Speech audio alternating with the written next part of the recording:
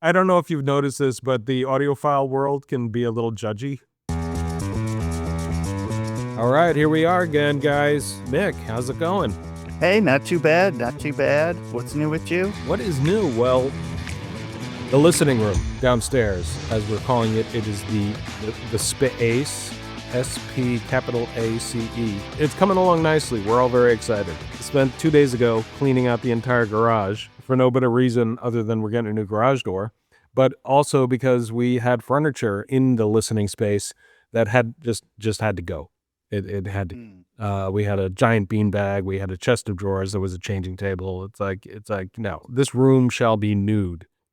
So we busted our asses getting the garage clean so we could then get all the crap out of the space and bring it over to our friends at the Salvation Army in a U-Haul. Now, you say we.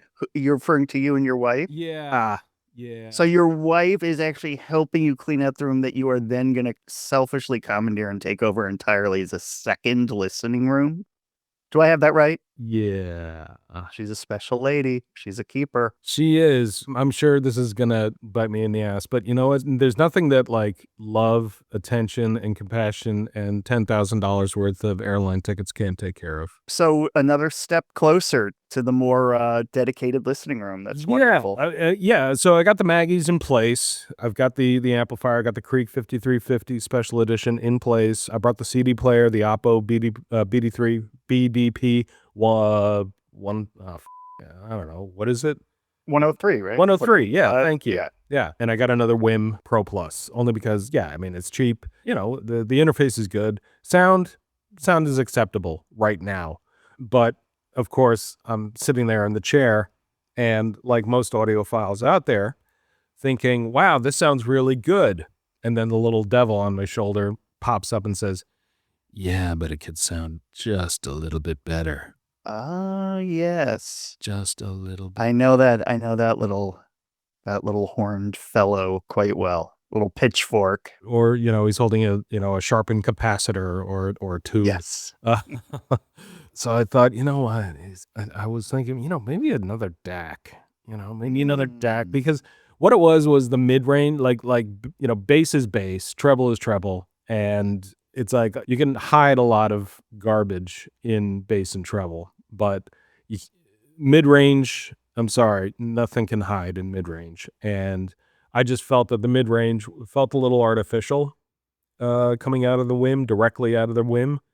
And so, as one does, I went to Facebook Marketplace, I went to eBay, looking around, and I was like, well, you know, I always had the intention of buying a Gishelli JP3, the J3 DAC.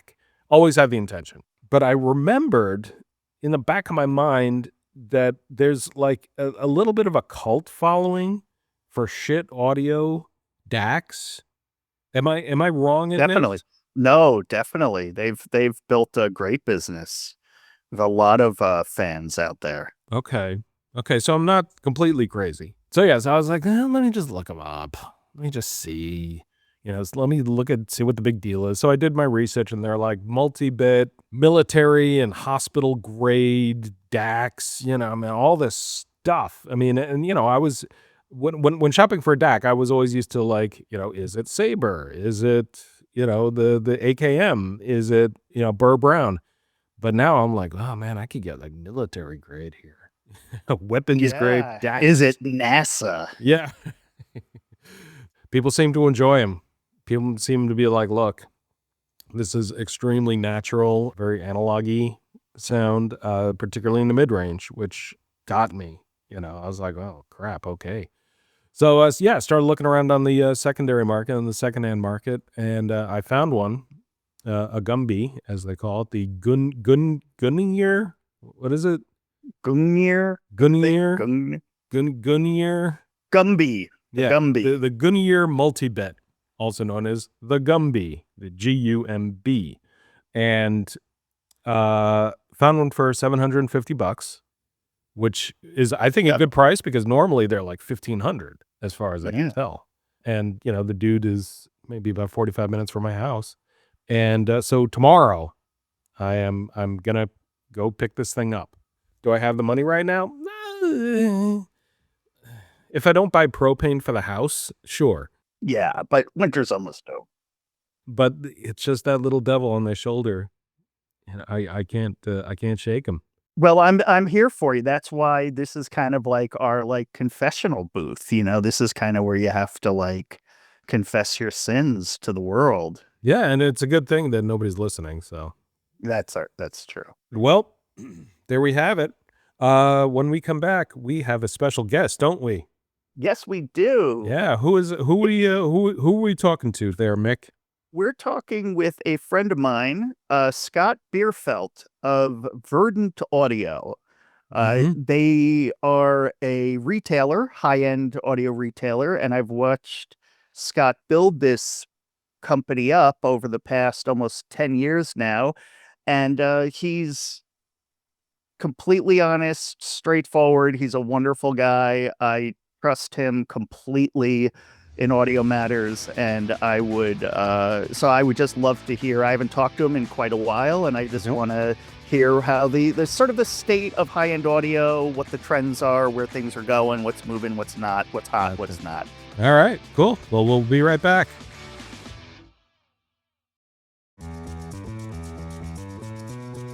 All right, guys, we are back, and we have a special guest, Nick, who's with us. Oh, well, I'm really thrilled to introduce my friend, Scott Bierfeldt of Verdant Audio.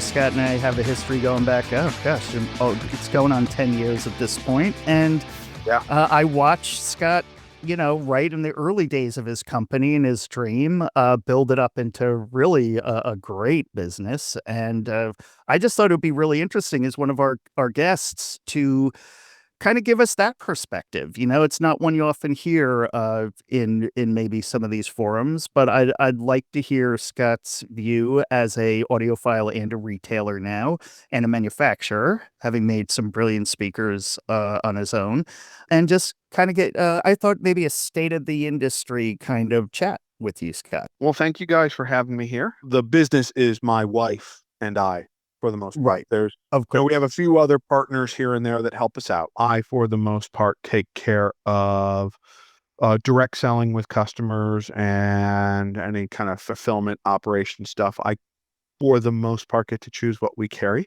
Right. She is opinionated on that. And then Laura takes care of our marketing, back of the house stuff, and the website, and is responsible for all direct web sales. So she's revenue positive as well. So we started the company in 2018, and it's been a fascinating journey because the market has changed dramatically since 2018, and the pandemic shifted things for people. In what way? So I think there is I think it actually grew interest, where I feel like pre and post, there's more actively engaged hobbyists. I think the level of affinity within the hobby went up because people were at home more and spending more time with their systems. Interesting. I think that lingered because of the shift to, work from home, at least part-time. Yeah. Like the group of people out there that probably a similar size hobby in terms of the absolute number of people, but I think the level of engagement is up. Do you think that there is a prototypical audiophile purchaser? What kind of demographics do you find? Do you target specific demographics, or because I don't know anything about the retailing business. So yeah, tell me about that. So it's been an interesting shift. We started out, my plan was to be an audio manufacturer. We design speakers. I've got a couple of products still available. We have inventory on our Blackthorn and Nightshade products, we went out of our way. I was looking for speakers in 2016, 2017, and I was looking for a monitor kind of in the $5,000 to $10,000 range. And I discovered at that time, there were in fact very few products that met that criteria. $5,000 to $10,000 monitor with a stand, Went on a search for it, went to a couple of retailers. At one retailer, I got insulted. Oh, do tell. I sat down in this retailer. I was doing a demo of a very expensive and very famous pair of monitors with a tube integrated amp that's made in China and it was probably the worst demo I've ever heard. Wow. And it was at a root level I know now as a more advanced audiophile. Man, I've been in the hobby for 30 years, but I really didn't dig in a serious way, in a more focused way until we started the business. So I was pretty foolish at this point. And then I didn't have a deep understanding. And I'm listening to this demo, and I know now that the speakers and the amp are very poorly matched electrically. The impedance is way off. And the reason I was getting this thin, unpleasant image was the electrical match, not my music. But I'm sitting there and I'm like, why is it? And, he picked like a Diana Krall track and things like that. And be like, okay, it sounds at least decent. And be like, well, why is it that the music I'm picking, tracks I'm picking sound terrible and the ones you're picking sound okay? And he goes, it's because your music sucks. That's Oh right. boy. Blame the music. I look back on this moment and I think, okay, now there's a few things about this. You live and learn. Hindsight is 2020. I did not obviously buy a product from them. I did ultimately buy a product that was a bad fit for my room and was extremely disappointing, not because the product was bad, but because it didn't fit in my room. And I ended up trading those speakers that I bought for a DAC to someone just to get something that was useful out of it. Right. The whole thing was an absolute debacle. Everything about it was a bad experience. Every retailer I ran into was only interested in a short-term sale, and not a single one of them had any interest in whether or not I was actually happy with my product afterwards. Wow. So you're in a situation where I was insulted. I then bought a pair of speakers that didn't work in my room, and I was out $7,000 Oof. basically. And here I am. I spent $7,000 and got nothing. Wow. Wow. Pretty angry. Traded those out. Ended up getting a DA converter from somebody who was a little bit more civilized and actually started to be concerned about. They were actually trying to help me, and it occurred to me that it was, in a lot of ways, it can be an awful hobby if you run into the wrong store. Yeah. You know what? I know we all sounded surprised, but why does that happen? Why do you think that there's this, I guess, like a dick meter that just gets pinned when going into an audio retailer? I'm not sure. I'd love to say it's okay. It's only the business people, not the audiophiles. It can go both ways. I mean, there's an element of, I want to be a very conscientious retailer who's out looking, trying to solve people's problems. Sure. I have had two people on different occasions threaten to sue me. One threatened to sue me because I did not respond. So they had sent in a DA converter for repair under warranty. I offered to lend them my unit as a backup. Mm-hmm. A couple of weeks go by, communicated to them, sent me a note on a Thursday saying, just checking on the status. I sent a note to my repair shop trying to find out when it would be fixed. On Friday, I got a note from them saying, you're going to refund this or I'm going to file suit against you in small claims court in Massachusetts. What the hell? I'll admit I didn't respond immediately. I waited to hear back from my repair shop first. In that scenario, I went out of my way to refund it. Found out in the interim, literally the device was being fixed at that moment, got it back. The guy's like, oh, well, I kind of want the DAC. And I'm like, no, I need a demo. Have a nice day. And it's not like I'm an alien. I don't understand what you're going through. Or people think, oh, I'm in a higher price class. I know how much you're making on this. You don't need to make more than $2,000 or $3,000 on this. So even though that device costs $100,000, I'm going to offer you $55,000 because I think that you're paying $52,000 for it. Well, that's nice, but I also have rent, I have insurance, I have people, I have marketing. That's not the way so there's a segment of the consumer base out there that is going to be hostile and attack you and try and push as hard as they can to get to that. So there's this balancing, and you have so I look at those retailers and I say, how long have they been at this and how jaded have they become because of the people that they've had to deal with through the years? Oh, right. Sure. I would walk away saying, and it's funny because you deal with different customers, and this hobby's one where, I mean, if you're in it for any extended period of time, you guys know, you don't know a ton of people in it. It's not about like, oh, geez, I have an income over a certain point, so everybody's going to be a start. No, it's not the case. You are dealing with, it's something that we're psychologically maximizers. We want the very best. And this is the space that we're focusing on. And so you have this kind of hobby in this group. I've become friends with many of my customers. I get texts from them all the time. And those guys are like, I want to build up, like, we'll talk and they'll be like, we'll have like a mutual customer friend in common. And they'll be like, yeah, you don't want to deal with him because he just has no interest in building. He wants 10% above and he's not your kind of customer. Don't bother with him, move on. And it's identifying for me, it's identifying those folks and moving on from them, because then I don't end up in that sort of jaded position. That's the key. Yeah, I can imagine. I've always thought that some of those retailers, and I had a guy chase me out of a very high-end store, not literally chase me, but he was running after me, waving a stack of receipts in his hands, yelling that if I didn't want Wilson Alexas, like I was an idiot and that was the only speaker he'd sell me. And so look how many I've sold. Look how many I've sold. Look how many I've sold. So, but I imagine that, yeah, being an audio retailer, you've got to be a part retailer and part dominatrix, I would assume, because those are the kind of, masters of the universe, the hard charging, hard driving, type A personalities who just really secretly just need to be like a cat of nine tails across their rump. Well, I think that's what they really, really want anyway. That's what they want. They need someone, mommy, to tell them they've been a naughty little boy and give them a good smack upside the rear end. For as many guys out there that I've met that are frustrating and I don't like as retailers because I don't like the way they approach, I've met some amazing folks who run other shops around the country that were very friendly. They're just fundamentally good people. And then when I don't carry a brand and I need to find something, I can make a referral to a retailer I know is safe, that they're going to have a good experience at.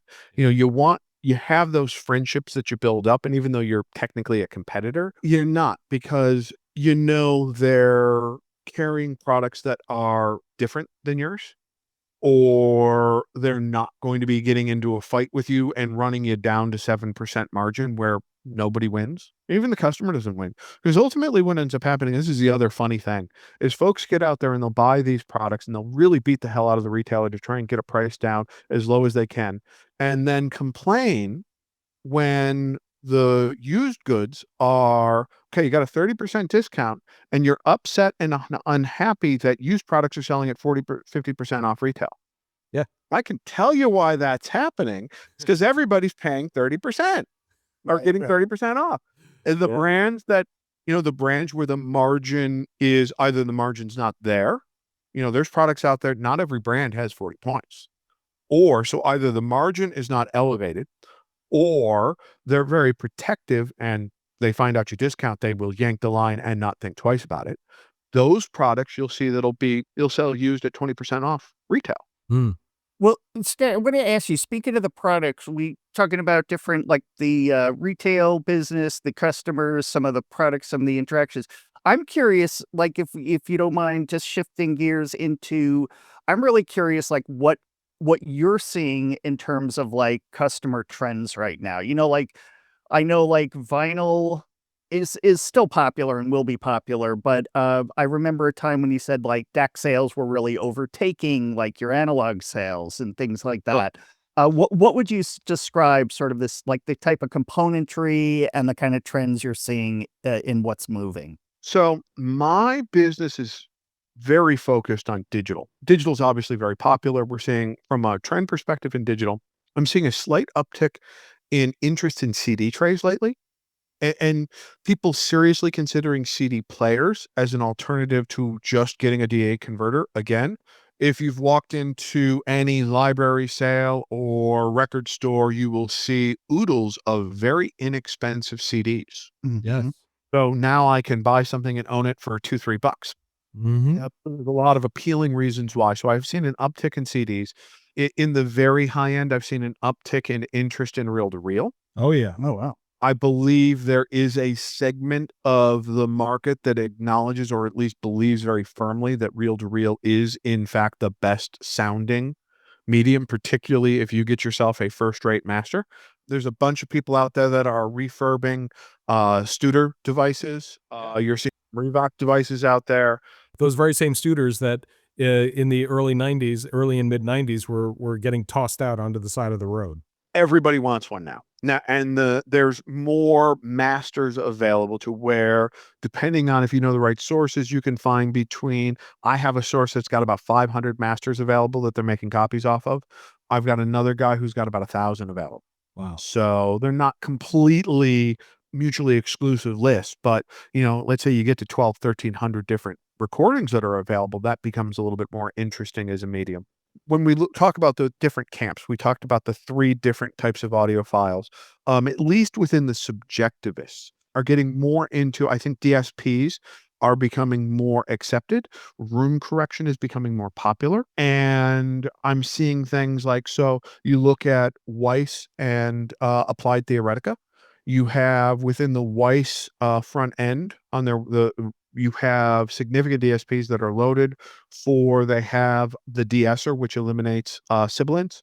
You have vinyl mode. You have a crosstalk cancellation that sort of behaves like Bob Carver's old sonic holography.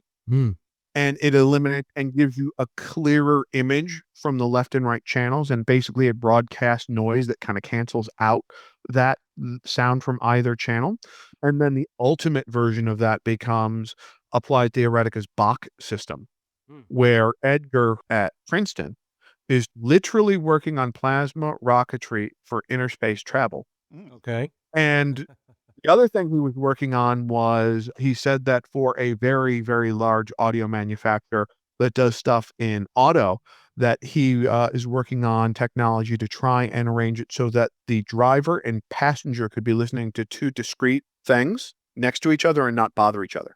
Oh my God, I need that like today. So I could be listening to Avenged Sevenfold in the driver's seat. My wife could be listening to James Taylor in the passenger seat. Wow. Do not bother each other. That's the kind of technology that we're talking about. Now, the Weiss system is nowhere near as advanced as something like Edgar's, but the Edgar's is eliminating 20 decibels between the 2 channels. Woo. In the Expono demos, he has things where there's recordings where from David Chesky that'll sound like somebody's walking up to you and whispering in your ear, or walking around you in a circle. Oh my God. And it's absolutely stunning. As much as AI is a buzzword now, I have definitely thought that DSP and maybe reconstruction of poor masters or whatever it is, enhancing poor quality recordings could be a really viable, great application for AI. What do you see in terms of that, trends in that way? Well, with artificial intelligence, we're focused on machine learning. So the question becomes, can you end up is there a way to almost circularly improve?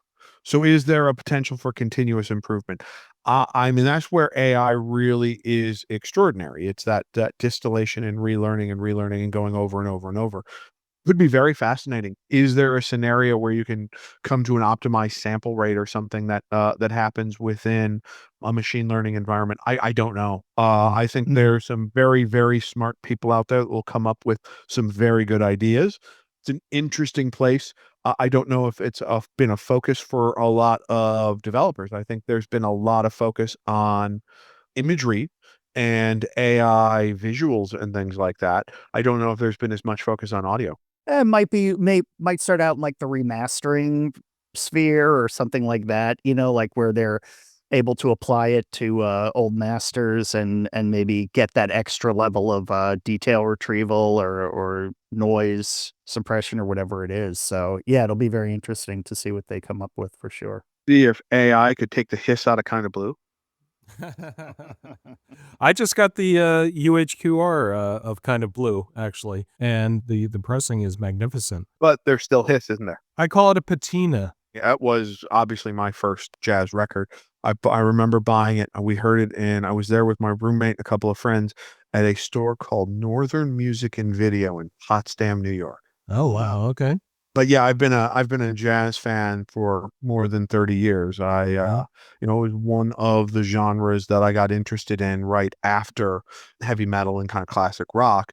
I think a lot of that stems from, like, if you listen to Black Sabbath, a lot of their early music in particular, like that first album, is in fact quite jazzy. Oh, yeah. There's certain songs on that first album, certain moments where you're like, if you swapped in a saxophone for the guitar, it wouldn't change this at all. Okay, guys, we're going to take a quick break. We'll be back in just a few seconds.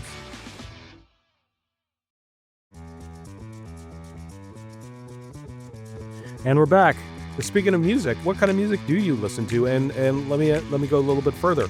When you are auditioning equipment, is there one catalog of songs that you just know inside and out and that you're kind of using them as tools versus is there another group of albums, songs, artists that are just strictly for pleasure? There's the music I listen to, and that is everything from, I do like classical, and everything from Beethoven and Prokofiev to Avenged Sevenfold and Hailstorm.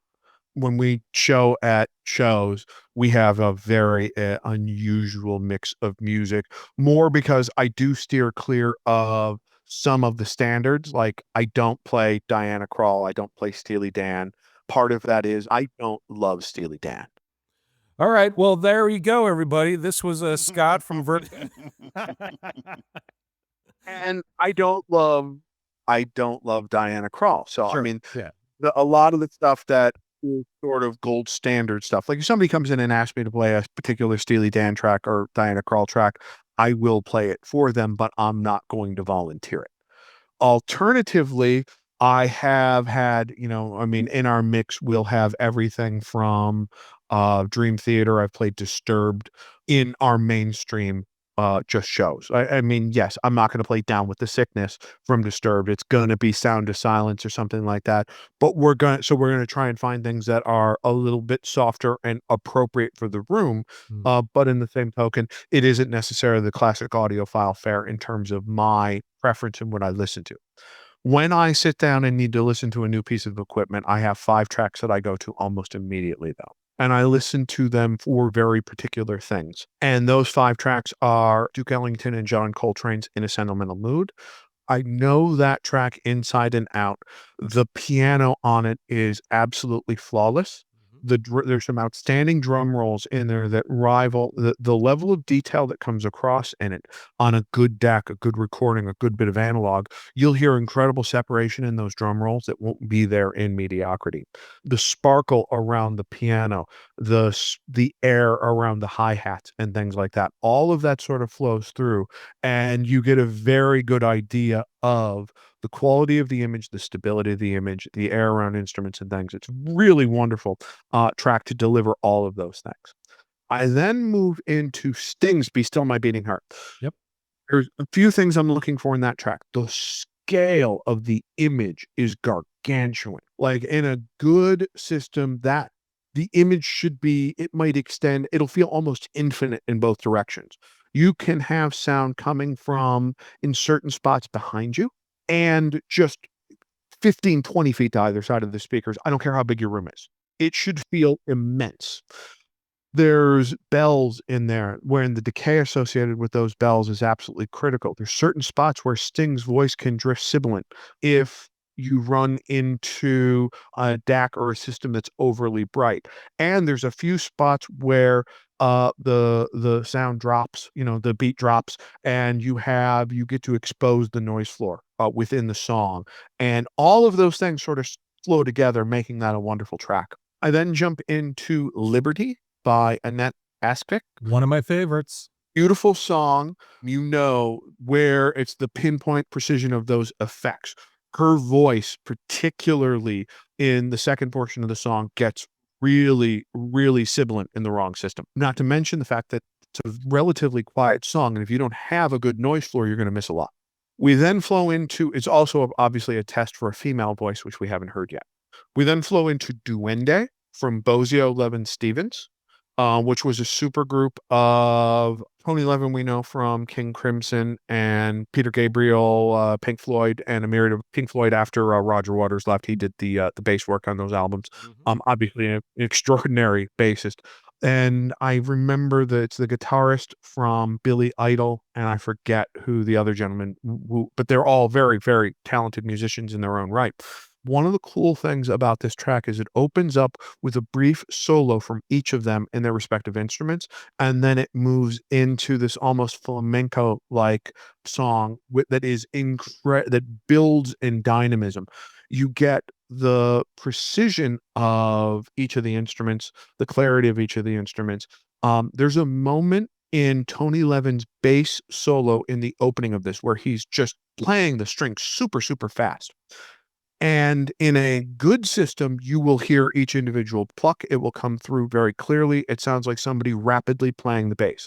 In a bad system, you will hear digital artifacts. You'll hear all sorts of distortion, and literally it will break up.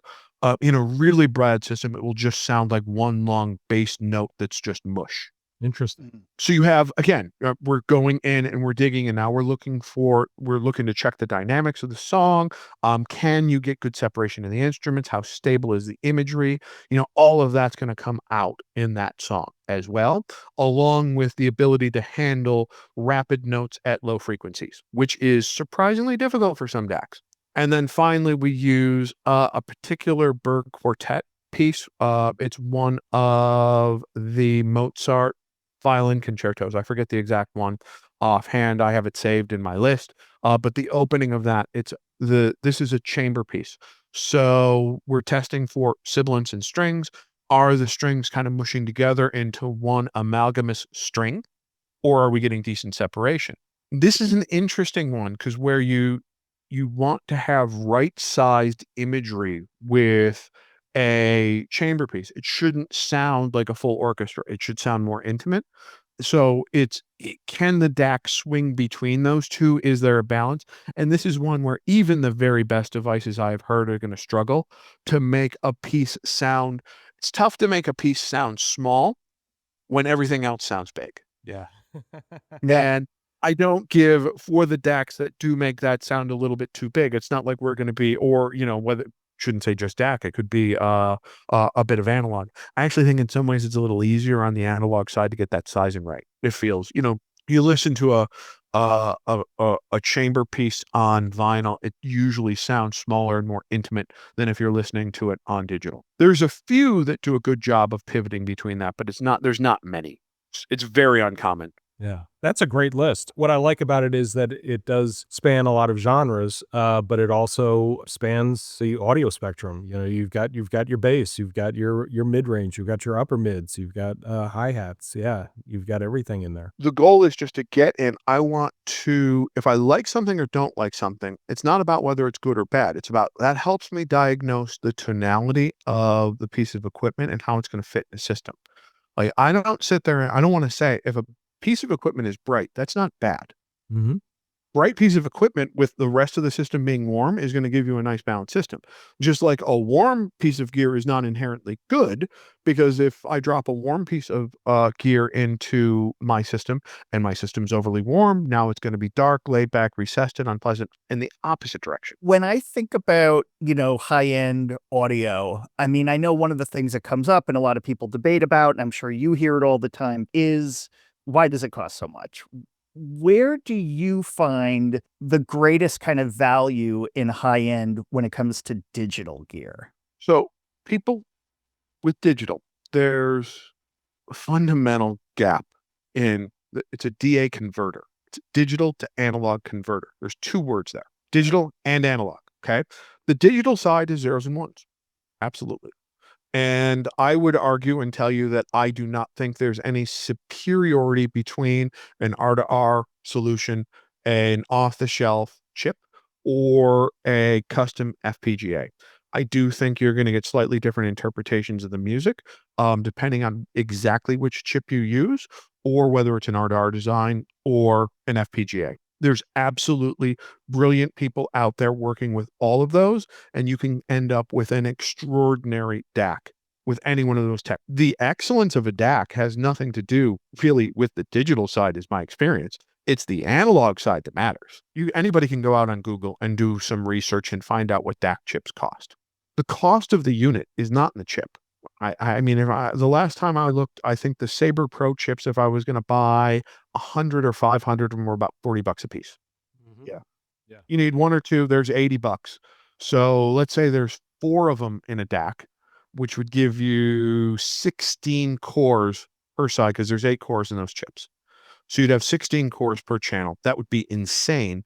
That's only $160 in cost. Let's say there's 4 of them. I think there's 4 or 8 of them in the Weiss Helios. Okay, it's a $22,000 DAC. It's not the cost of the chips. It doesn't matter. That's inconsequential in the big scheme of things. The chips matter. Somebody's doing that development. The people who own what is it? You have Cirrus Logic, ESS, Sabre. It's the same company. I don't think those chips are inherently superior to the Wolfson or the Burr Browns or the AKs, and none of those are any better than the others. I think there's good and bad about each one, and there's certain characteristics about them. Like, yes, in general, Sabre DACs tend to be a little bit bright, but listen to the Weiss Helios, it's not even slightly bright, and that's because of the output stage. The output stage is where the money goes and what you're really paying for.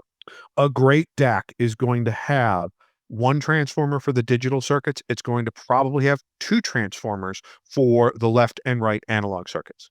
So that alone, literally, you go from transformers are really expensive to have them good and quiet. So now an inexpensive DAC is going to have 1 transformer covering all 3 jobs. A moderately priced DAC is going to have 1 for the analog and 1 for the digital. An expensive one's probably going to have 1 for all 3. It's going to be isolated. You're going to find that very high-end companies, they're going to buy capacitors, and you're going to be like, okay, well, the capacitors aren't that expensive. They're $15, $20 a piece, but the matching of those capacitors matters a great deal, and they will throw a bunch of them out if the tolerances are beyond what they're willing to accept in the products that they have. They can't use it. They will discard it. The better companies are not going through just saying, we bought 100 caps. Let's just blindly drop these in. Daniel Weiss is not blindly dropping capacitors into his devices. Right. Nor is Andreas Tuck, the guy at Playback Designs. They're going through, they're making sure they're using the very best parts that they possibly can. They're also doing little things like take the Playback Designs SACD players. Told you there's an increase in interest, but one of the biggest issues with any kind of CD player is the damn trays break all the time. So what does Andreas do? This has got to cost more, either the way he's developing it from a software perspective or from a hardware perspective. But if you were to get a Playback Designs CD player, if you are listening to the USB on it, the CD tray has never turned on. It doesn't get that added wear and tear every time you turn on the device. So now I have a CD tray, but unless I'm listening to a CD, it doesn't spin up. So I don't put that wear and tear on it. The lifespan of that CD tray is going to be exponentially longer than if I'm using that CD player as a DAC. Every time I turn it on, like if I buy a less expensive one, every time I turn on, not to pick on Musical Fidelity, I think they make a wonderful product, but every time I turn on a Musical Fidelity CD player, even if I use it as a DAC, that CD player spins up. And you're also probably reducing noise. Absolutely.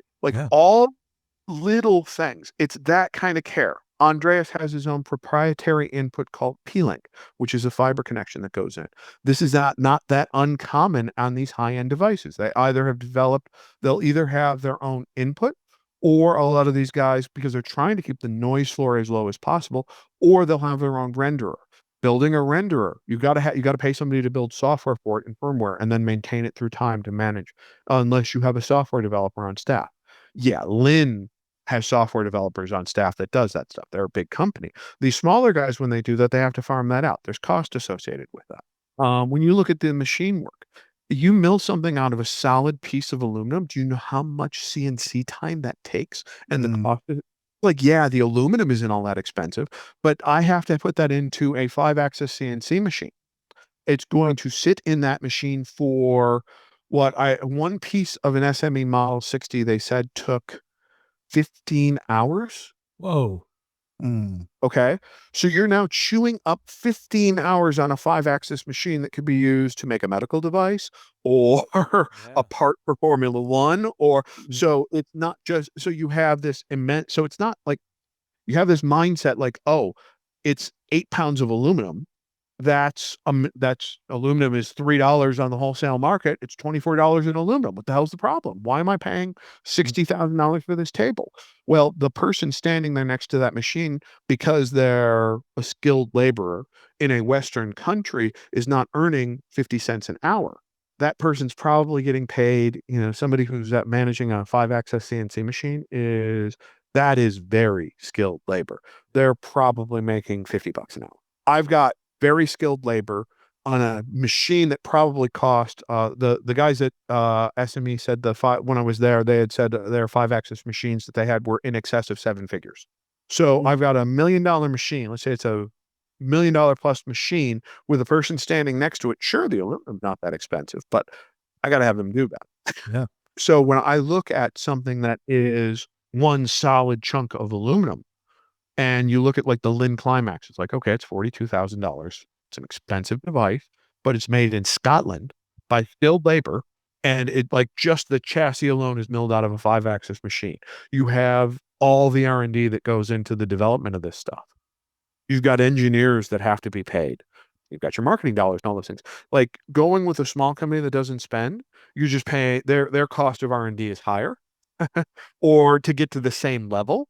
So there's all this balancing to where like it's very fascinating. I think that a lot of it it's all this stuff it's the little details that are in the high-end gear that make it extraordinary. And that's what you're paying for.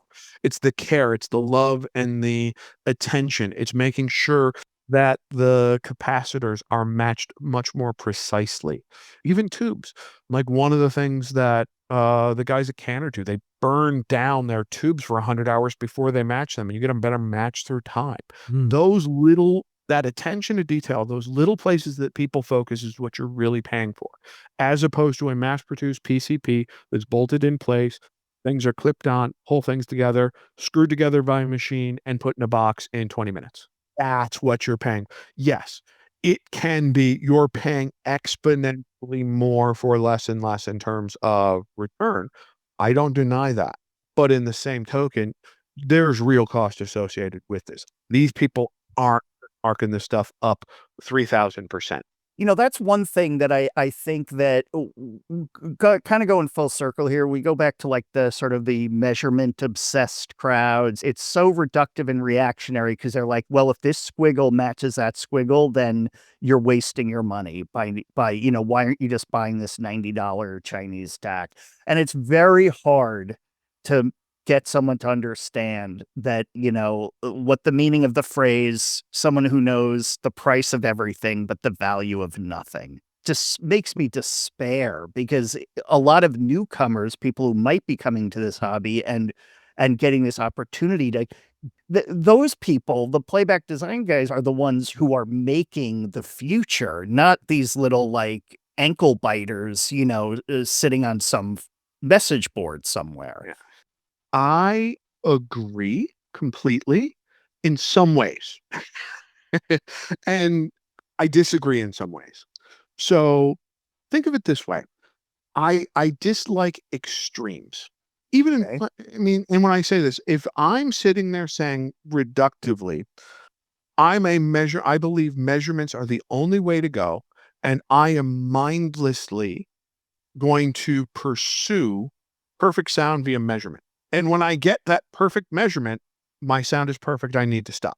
I used to go down that path there was an era from in the late 2009 to 2013 kind of period when I was very much focused on I want to hear what's on the recording. I don't want to hear any interpretation. And I went down that path, and my personal experience was my system steadily sounded worse and worse. And I got to a point where at least for the music I like, and I got to the point where I could only listen to really good recordings. And you hear this is a very common thing out in forums, or like, and some people will almost wear it like a badge of honor. Like, your system's really good when most recordings sound like crap. Yeah. Yeah. I mean, there are the tuning guys out there too. I mean, you've got guys who will, the first thing they do is buy $100,000 piece of equipment, and then they take it apart and start modifying it. Yeah. I had an experience where I bought, I had like 4 or 5 different copies of an Iron Maiden recording, Can I Play with Madness? And the most of the copies I had all sounded like your typical heavy metal fare from the 80s, which was thin and sounded like crap. I thought it was just a bad recording. I got a different version of it, and it sounded stunning. I was like, "Wow, this is the first time I'm really hearing the clairvoyant songs like that." It just completely changed my experience on the record. And it wasn't one I never really listened to, and I was like, "Okay, well, how many times have I gotten a bad copy where it's not that where we can now walk away saying, it's not I can even hold my attitude of, I wanna hear what's on the recording, but the recording I have is bad. It's not what the engineer intended because 'cause I'm 15 copies removed from it where it's thin because there were lossy copies made." Okay.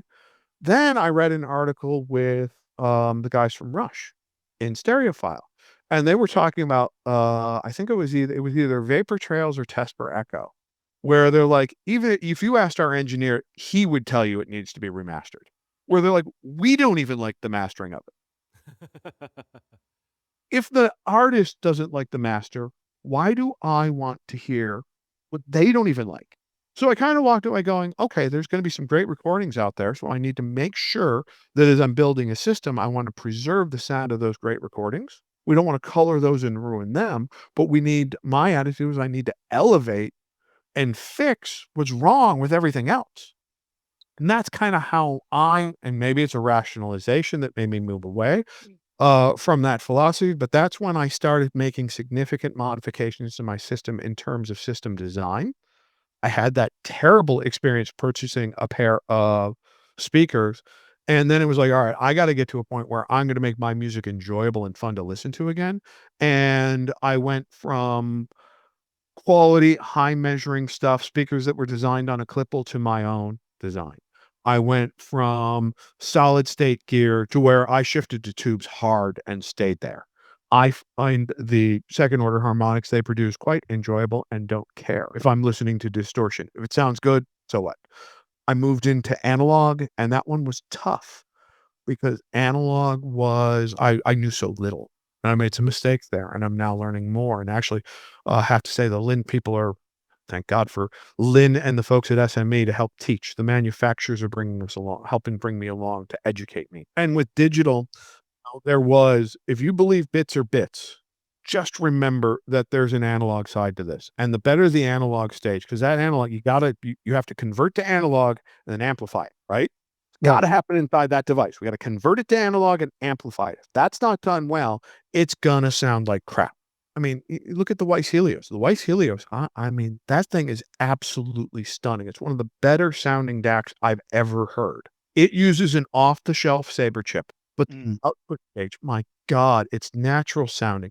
The imaging on that thing, when you listen to it, it sounds massive. The level of detail is extremely precise. There's no hard edges. But then you do something like throw the crosstalk cancellation on, and the pinpoint imaging and the structure of what you're listening to, the depth and the width is just stunning. And you walk away going, all right, I know this is not pure. And I don't care because it's fun. Once I got to that point where it's like, all I want to do is just enjoy music again. And it was like, all right, now you were in my room. I put on Polyphonic Spree. You were in my room at Expona. We put on the Polyphonic Spree, and it sounded so bad. I remember. I had to turn it off within 20 seconds. And like there were people in the room, and I'm like, oh, that was a mistake. Like it made everything like that is like there's still going to be recordings out there. And when I say it, the polyphonics, I don't know if you guys know anything about the Polyphonic Spree. There was an article in the New York Times about them where, and I think it was the Times or it might have been a different paper, but it was Polyphonic Spree, a band or a cult. There's like 35 members, and they have so even expensive high-end DACs, there's so much going on in their recordings because you've got so many people playing so many instruments, so many people singing. There's so much going on. There's so much information, it can't break it apart. And I've struggled to get any of their stuff to sound good on any device, at any price. The first unit, it was actually one of Edgar's devices, the Bach SP, that caused me to be able to actually listen to it and be like, "Oh, now I get this." Like, you actually get the structure of what's going on and where the people are. Like, there's things like that I could play that on a $25,000 DAC and it might sound like crap.